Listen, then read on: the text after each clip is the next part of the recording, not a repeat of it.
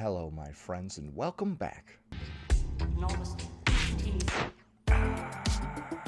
Today, we're going to be taking a look at a clip of someone being rescued from a hike at Yosemite, which caused the internet to melt down. This person needed to be airlifted out by helicopter because of heat exhaustion, and a lot of people in the comments seem to think it's because they were too big to complete the hike. Some say this 2.2-mile hike isn't a huge deal to complete and should be doable for most people. We're going to be watching that clip, reading some of the comments, as well as taking a look at a few bonus clips, so be sure to stick around until the end. Before we proceed, please click the like button so that I may apply comb to mustache.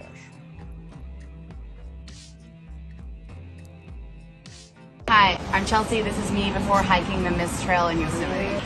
Hi, Chelsea. All right, so they're hiking the Mist Trail at Yosemite, as we just heard. Hi, I'm Becky, and this is me before hiking the Mist Trail in Yosemite. Hi, I'm Sarah. This is me before hiking the Mist Trail. Hi, this is Christina. This is me before hiking the Mist Trail. Uh-oh, is something bad gonna happen? This is getting very ominous. Hi, I'm Katie, and this is me before hiking the Mist Trail at Yosemite. Hi, I'm Gabby, and this is me before the Mist Trail hike in Yosemite National Park.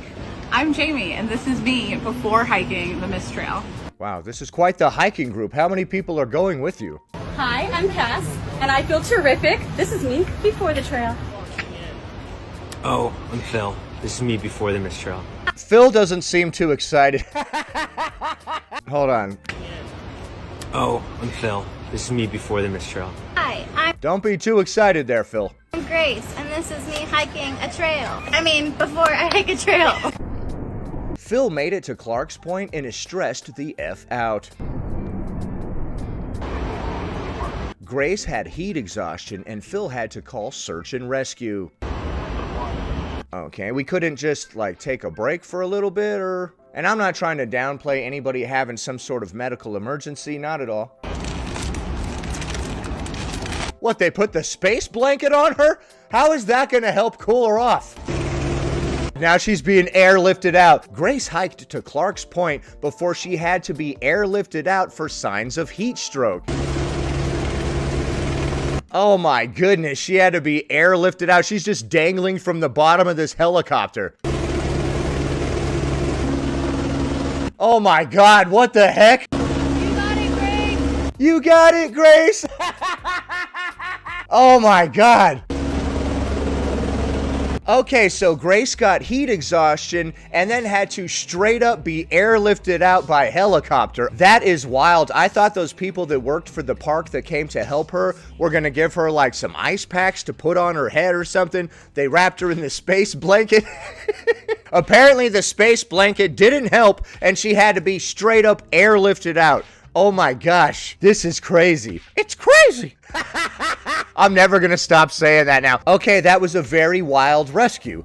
Let's take a look at some of the comments. Grace, in fact, does not have it.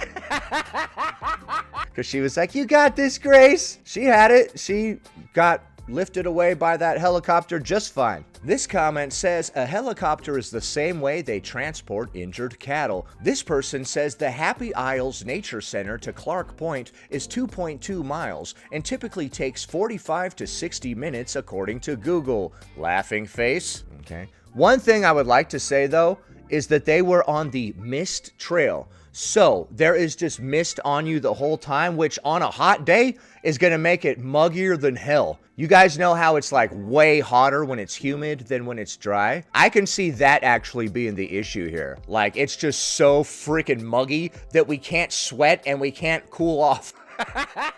I think that's what happened, Grace. Is that what happened? It was so freaking humid that you just got way too hot, right? From all the stupid ass mist. On a nice cool day, the mist would be good, but on a hot day, it's like Florida in that bitch, right? This person says, dude, it's like 4 to 10 grand to get airlifted out. They just spent 20 racks on this excursion. 4 to 10 grand to get airlifted out. Right, but you're leaving the party in style. I want to leave a party like that. You know what I mean? Can you imagine leaving a party like this? Just to dunk on everybody? The party's starting to wrap up. A helicopter starts flying in. All the wind pushing down on everyone is destroying everything and everyone's getting hurt. what the hell's happening? And then a fucking ladder drops down, and I just grab it. I'm like, so long, plebs. Woo! That would be hilarious, especially the part where all the wind from the helicopter pushing down is breaking everything and injuring a bunch of people. Because you know you can't just casually fly a helicopter over stuff. The wind coming down is all insane. If a helicopter was floating over my house, like all the stuff outside would go flying. Rocks would be flying through the windows and shit. Tables and chairs would be flying everywhere. This person says, I bet half y'all wouldn't make it either. Lol. This comment reads, the helicopter is even sweating. All right, I don't support people making fun of this person for their weight or their physical appearance. This person says, you got it, Grace.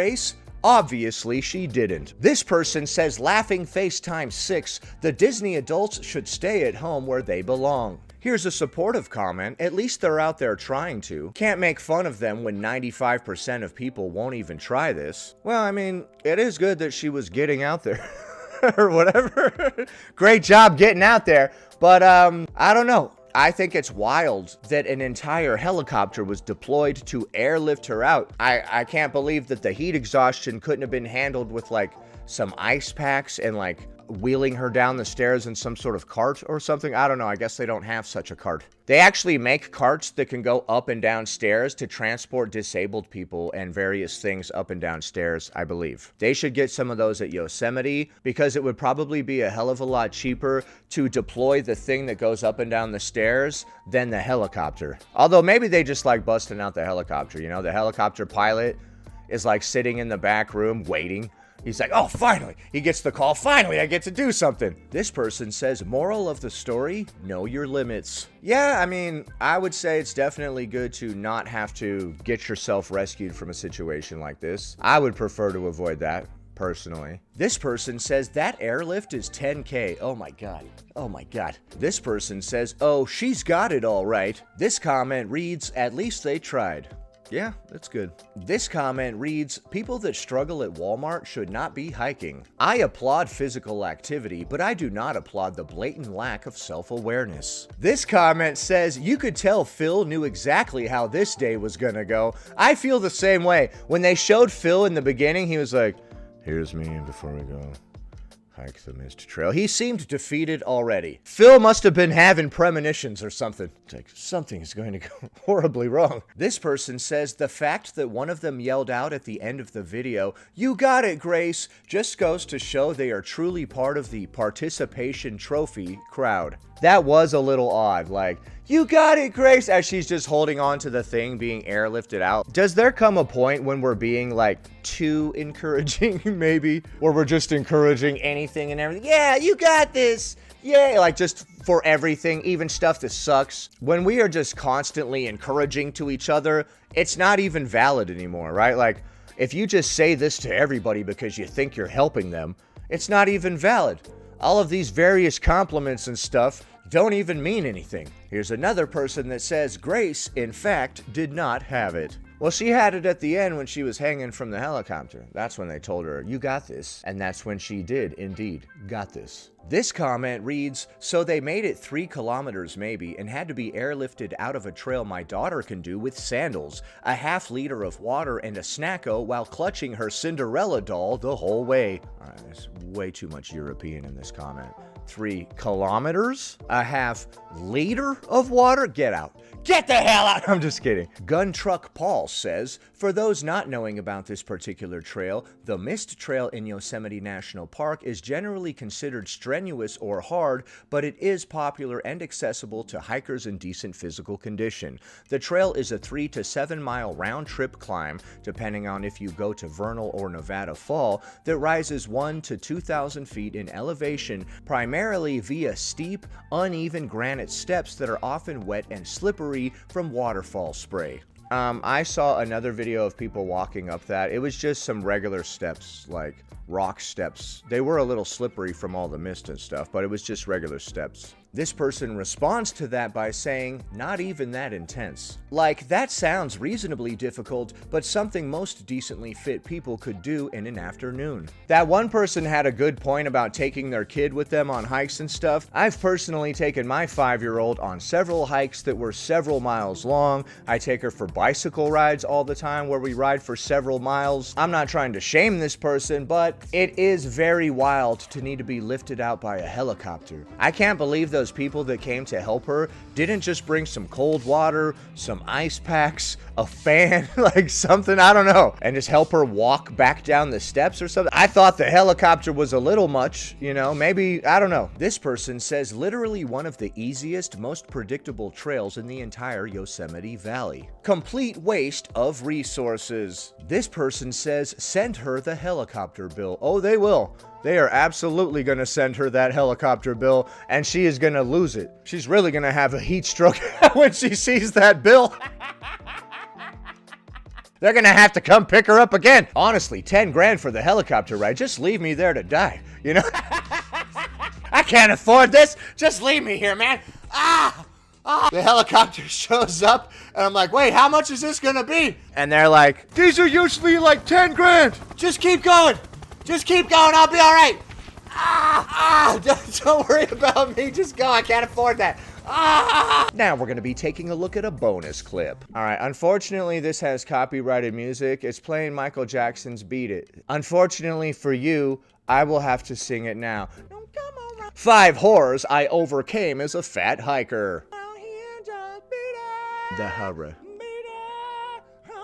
1. Being afraid to quit a trail. It's okay to turn back if you feel conditions are unsafe. It shows you have more experience by making wise choices. Yes, if Grace had been afraid of that last trail, we wouldn't have had to get a helicopter involved. You know what I mean? She's right. Know your limits, fam. Number 2, taking breaks or being seen out of breath. Oh my God, don't get me started on being out of breath as a larger person. I've talked about this so many times. That used to be so embarrassing for me. Start at your own pace. It's not a race. Challenge yourself, but still soak in those views. Okay. Don't worry about being seen being out of breath. Honestly, that is something that I used to be so self-conscious about, and I shouldn't have been. I should have actually just been exercising more and not worrying about what the hell anybody else thought. I should have been focusing on my own plate and not worried that Becky saw me hyperventilating at the top of the stairs. I should have taken more stairs. See, this is just one example of how being worried about how other people perceive you can hold you back.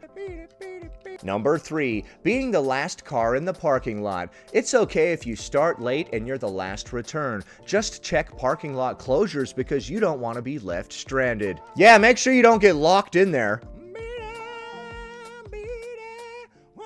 Number 4, getting hurt on the trail. Sometimes you might slip and fall, but trust your body. You can always grow a nail back. Yeah, be careful out there. There's a lot of slippery stuff, especially waterfalls and all the rocks around the waterfalls that are wet.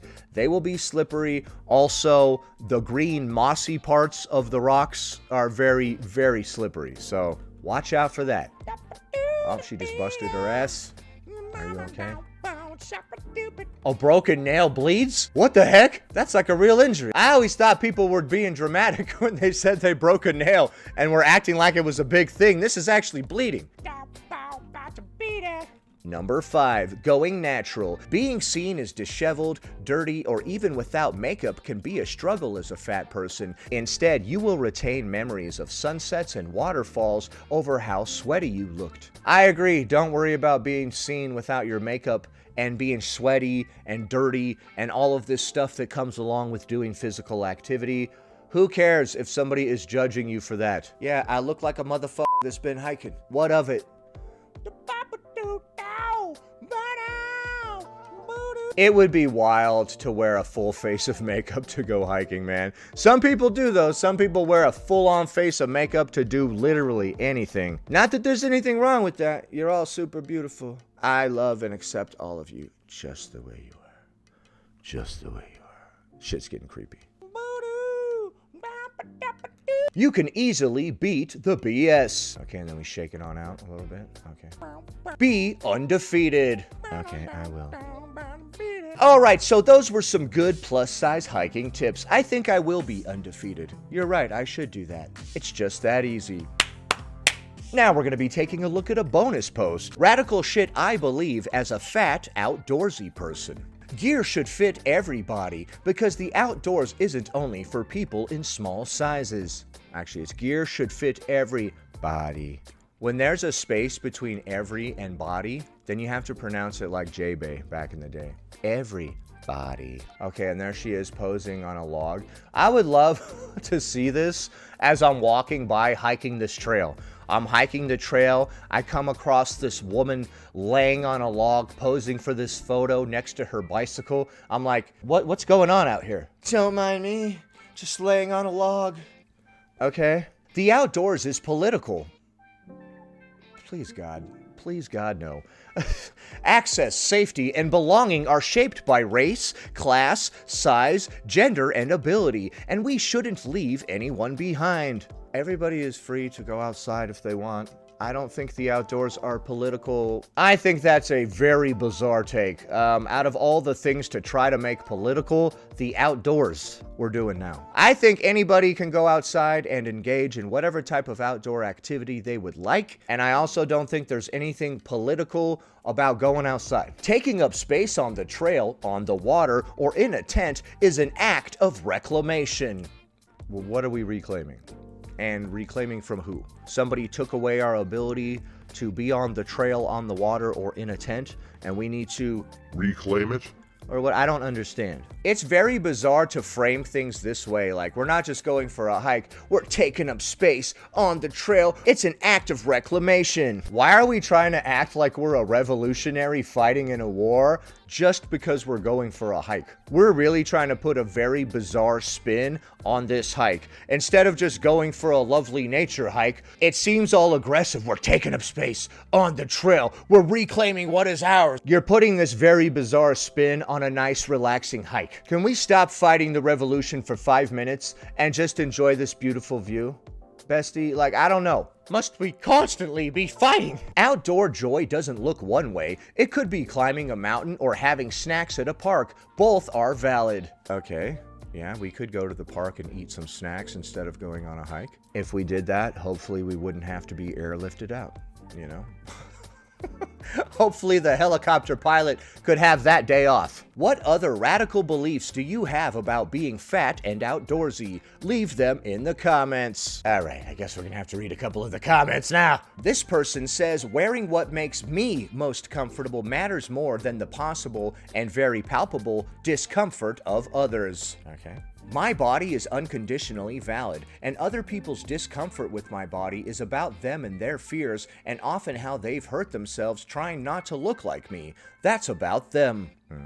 Okay, and we're gonna wrap up the video right there. And in that final post, we learned about a bunch of radical shit that person believes as an outdoorsy fat person. Have I done enough air quotes for you? You have to deploy these babies constantly in my line of work. Did you know that? If you're not a good air quoter, dude, you may not be a YouTuber. I'm sorry. In the future, my resume is gonna have that on it.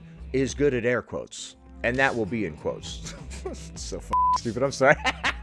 Where is this going? Who knows? So we had a lot of interesting clips in today's video, but what do you think? Is it wild that that first person had to be airlifted out of Yosemite via helicopter? Are the comments right? Is that actually a pretty easy hike? And I'm not saying that we should shame that person if they can't complete it. And are the outdoors political? Leave a comment below. Happy Tuesday, everybody. Anyway, that about does it. Thanks for watching, commenting, liking, and subscribing, and I'll see you in the next one.